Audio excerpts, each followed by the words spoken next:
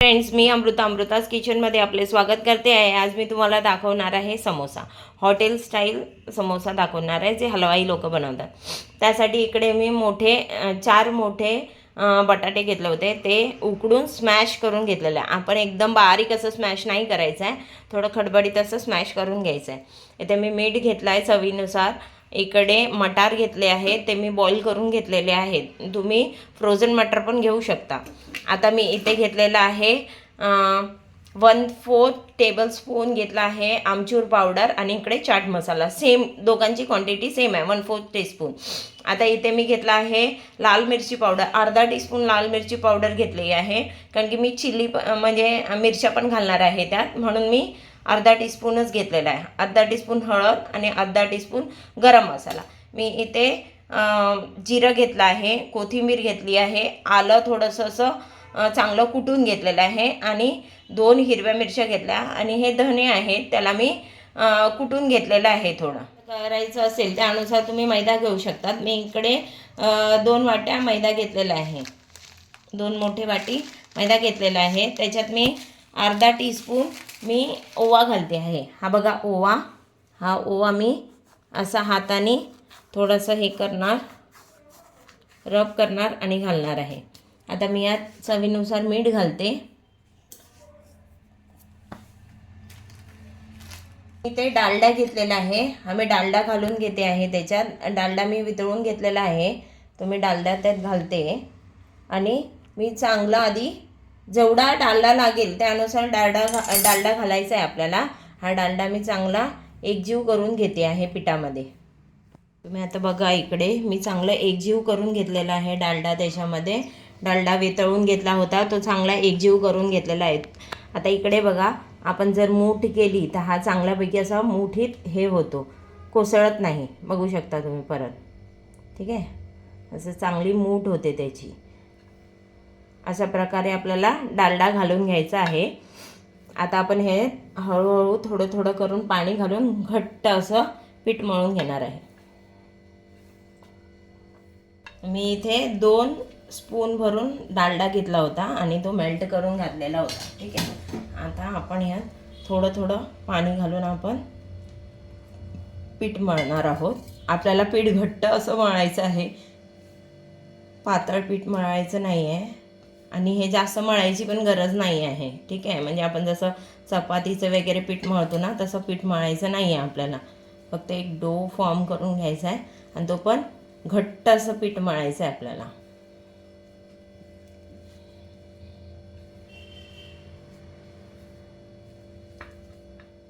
इथे बघू शकता तुम्ही, छान असं माझं पीठ झालेलं आहे मळून। आता मी हे पीठ बाजूला झाकून ठेवून टाकणार आहे। आपण हे छान असं एकजीव करून आपण हे पीठ मळून घेणार आहोत। जास्त पाणी वापरायचं नाही आहे आपल्याला। हे पीठ एकत्र करून करून आपण हे छान मळून घेणार। ह्याच्यात जास्त पाणी लागत नाही आणि जास्त घालायचं नसतं, म्हणजे ते छान असे खुसखुशीत होतात।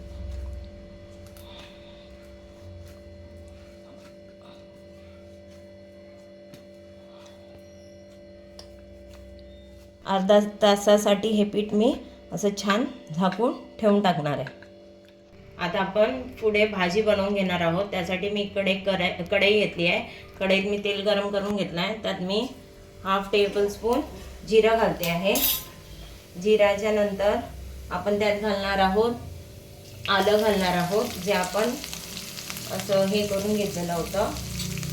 ते छान असं आपण त्याचा एक रॉ स्मेल असतो आल्याचा, तो जाईपर्यंत आपण त्याला छान असं परतून घेणार आहोत। आता आपण यात घालणार आहोत धने आणि मिरची घालणार आहोत। धने आपण जे थोडे असे वाटून घेतले होते ते घालणार आहोत। ह्याला आपल्याला जास्त काही असं हे करायला लागत नाही, फ्राय करायला म्हणजे जास्त वेळ आपल्याला असं भाजत राहायला लागत नाही। थोडं थोडंसं आपल्याला हे करून बाकीचे मसाले घालून घेणार आहे, जसे की हळद, लाल मिरची पावडर आणि गरम मसाला, हे मी घालून घेणार आहे। इथे मी आमचूर पावडर आणि घातलेली नाही आहे, आमचूर पावडर आणि आपण लास्टमध्ये घालणार आहोत। इकडे मी घातले आहे मटार घालते आहे, मटार पण घालून मी छान असं त्याला मिक्स करून घेणार आहे. आता मी इथे आपण स्मॅश केले जे बटाटे होते ते मी घालून घेतलेले आहे.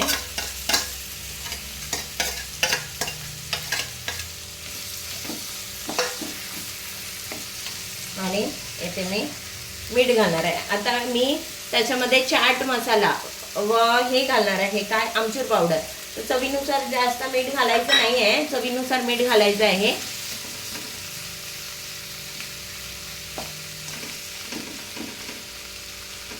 आपण हे छान असं मिक्स करून घेणार आहोत. आता मी इकडे मिक्स करता करता मी गॅस बंद करून टाकलेला आहे.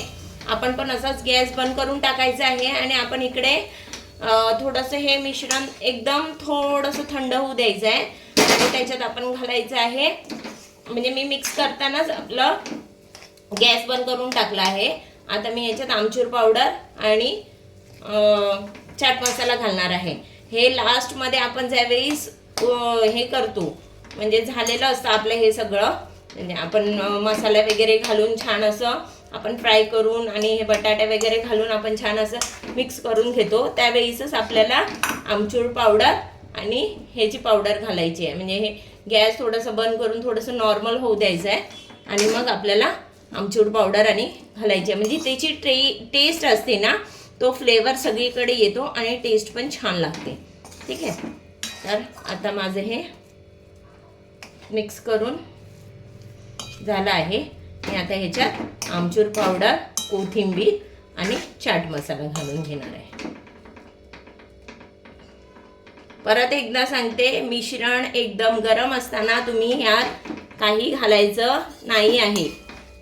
म्हणजे काही म्हणजे तुमचं चाट मसाला आणि आमचूर पावडर हे घालायचं नाही आहे. मिश्रण एकदम गरम असताना चाट मसाला आणि आमचूर पावडर नाही घालायचे. आता आपण आमचूर पावडर आणि चाट मसाला आणि ही कोथिंबीर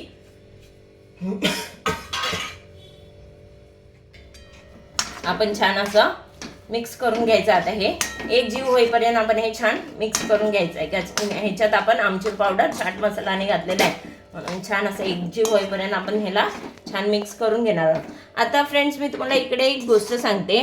आपल्याकडे जर पुदिनाची पानं असतील तर आपण ती पुदिनाची पानं यात यूज करू शकतात. त्याचा एक स्मेल असतो ना, तो खूप छान येतो.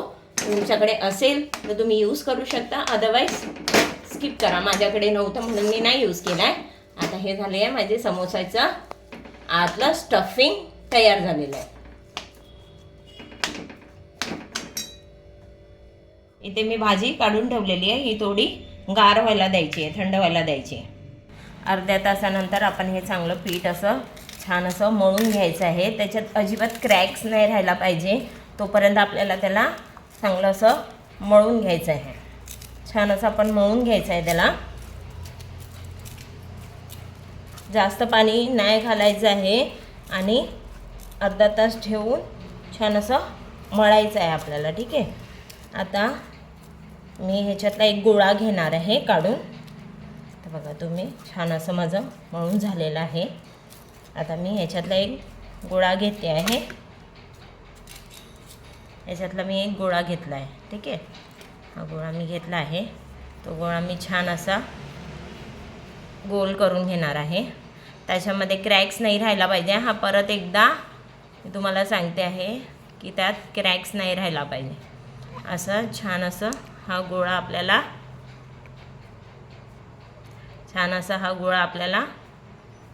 करून घ्यायचा आहे. आता हा गोळा मी छान असा प्रेस करून घेणार आहे आणि नंतर मग पोलपाट लाटणी घेऊन ते लाटायला घेणार. गोळा लाटते आहे. आपल्याला गोलाकार नाही लाटायचं आहे, अंडाकृती आकाराचं लाटायचं आहे. ठीक आहे. आणि लाटतानाही काळजी घ्यायची आहे की आपल्याला तो गोळा जास्त जाड पण नाही ठेवायचा आहे आणि जास्त पातळही नाही. ठीक आहे. जाड ठेवलं तर ते कच्चं राहणार आणि पातळ ठेवलं तर ते बरोबर होणार नाही. ठीक आहे. म्हणून आपण अंडाकार आकाराचं हे आता हे करून घेणार आहोत. हे माझं लाटून झालेलं आहे. तुम्ही बघू शकता हे जास्त जाडी नाही आणि जास्त पातळी नाही. आता आपण ह्याचे दोन असे भाग करून घेणार आहोत. याचे मी मधून दोन असे भाग करून घेते. हे दोन भाग माझे झालेले आहेत. एका ह्याचा गोळ्याचा दोन भाग झाल्याच्या नंतर ह्याचे दोन समोसे होणार. ठीक आहे, तर आपण हा एक भाग घेऊया, एक भाग बाजूला ठेवूया. या एका भागाला आपण पाणी लावून घ्यायचं आहे. या साईडला आपण पाणी लावून घ्यायचं आहे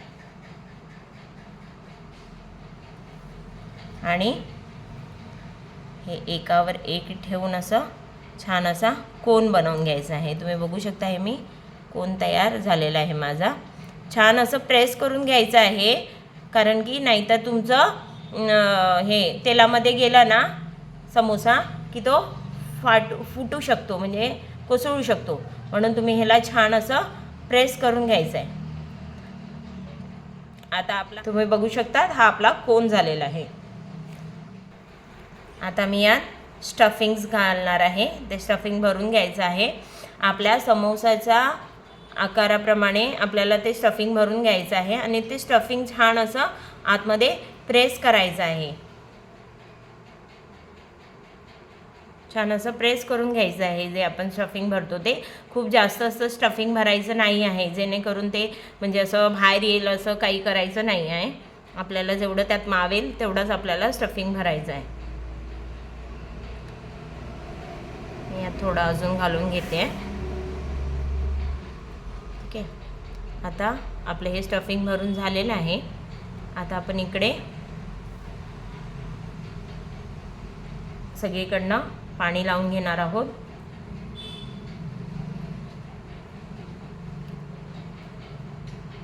आता आपण जी साईड दुमडलेली होती त्याच्या ऑपोजिट साईडला आपण असा एक फोल्ड करून घेणार आहोत. ठीक आहे, हे बघा हा मी फोल्ड करून घेतला आहे आणि आता हे असा मी बंद करून घेते सगळीकडनं.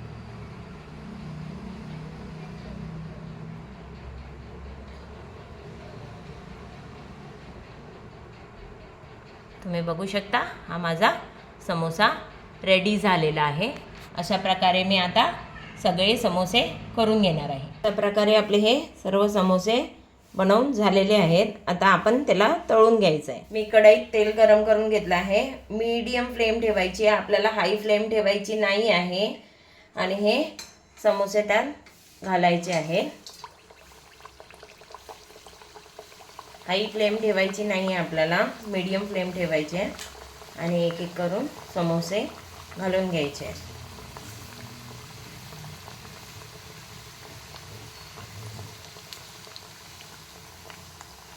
आणि समोसे अगदी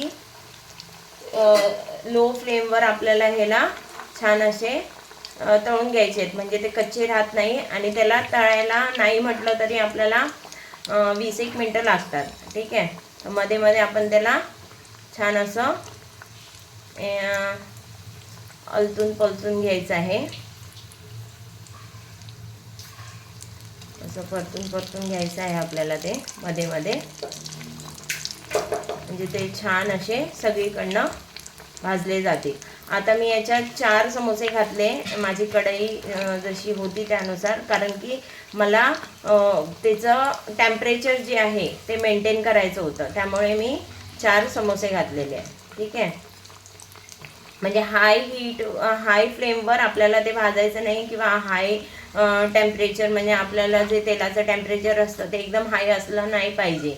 आणि अशा प्रकारे आपण हे गोल्डन ब्राऊन होईपर्यंत छान असे तळून घ्यायचे. एकदम घाई करायची नाही आहे, घाई केला तर तुमचे समोसे आतून कच्चे राहू शकतात. सो मीडियम फ्लेमवर आपल्याला ह्याला तळायचं आहे. फ्रेंड्स, तुम्ही बघू शकता त्याला कुठेही पापुद्रे आलेले नाही आहे. हे छान असं तळून झालेलं आहे. तर आता आपण ह्याला बाहेर काढून घेऊया.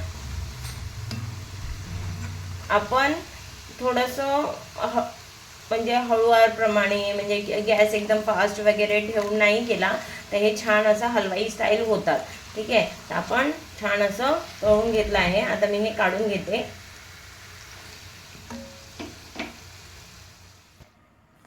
फ्रेंड्स, तर आपला हा हलवाई स्टाईल समोसा तयार आहे. त्याला आपण चटणी बरोबर सर्व करू शकता. तुम्हाला जर माझी रेसिपी आवडली असेल तर माझ्या व्हिडिओला लाईक करा, शेअर करा आणि सबस्क्राईब करा. आणि काही तुम्हाला क्वेश्चन असेल, क्वेरी असेल तर तुम्ही कमेंटमध्ये टाकू शकता. मी त्याचं नक्की उत्तर देईन. थँक्यू.